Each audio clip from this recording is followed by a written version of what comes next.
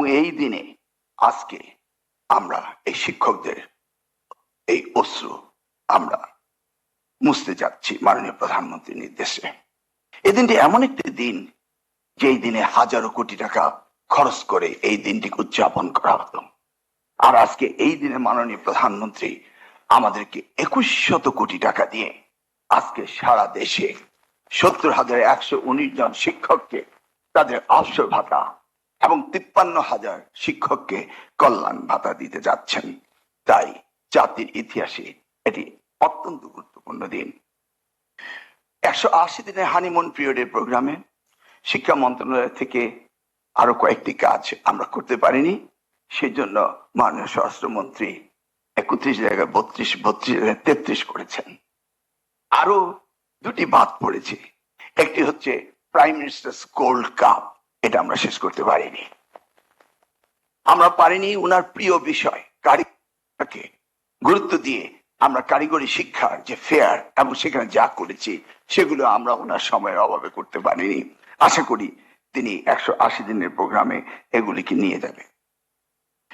আমি আসছি এবার আমাদের এই শিক্ষা খাতে এই অবসর কল্যাণ ট্রাস্ট ভাতার আজকে যে সর্বাধিক 6 লক্ষ টাকা করে দিচ্ছি, বাকি টাকা নিয়ে অনেকে প্রশ্ন করছেন এবং বিভিন্ন রকম সোশ্যাল মিডিয়াতে লিখছেন।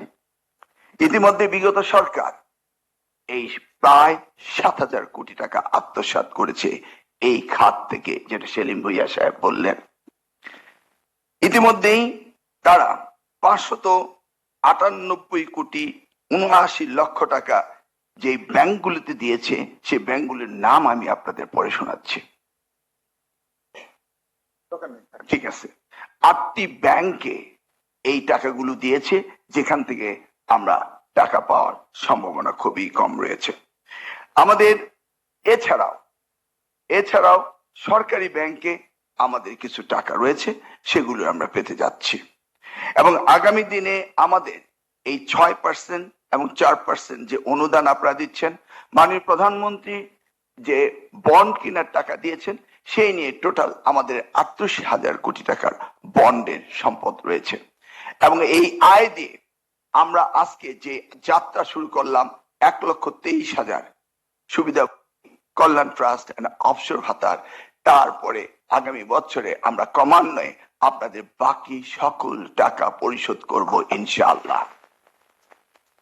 আমাদের স্মরণ রাখতে হবে সাবেক প্রধানমন্ত্রী বেগম খালেদা জিয়া, তিনি উপলব্ধি করেছিলেন আমাদের সময় একজন শিক্ষক তার সারা জীবনের সুন্দর সময়টি শিক্ষা দিয়ে যখন বাড়ি ফিরতেন, তখন আমরা একটি ফেয়ারওয়েল দিতাম, একটি মানপত্র পড়তাম। মুসলমান হলে একটি টুপি, একটি পাঞ্জাবি, একটি ছাতি, একটি লাঠি এবং এক জিল কোরআন শরীফ এবং এক জোড়া তসবিহ দিয়ে তাদের বিদায় করতাম। যে শিক্ষকরা জাতি গঠনে সাহায্য করেছে, তাদেরকে এভাবে বিদায় দেওয়া যায় না বলেই মাননীয় প্রধানমন্ত্রী প্রথম কল্যাণ ট্রাস্টে 14 কোটি টাকা এবং পরবর্তীতে 89 কোটি টাকা দিয়ে এই যাত্রা তিনি শুরু করেছিলেন।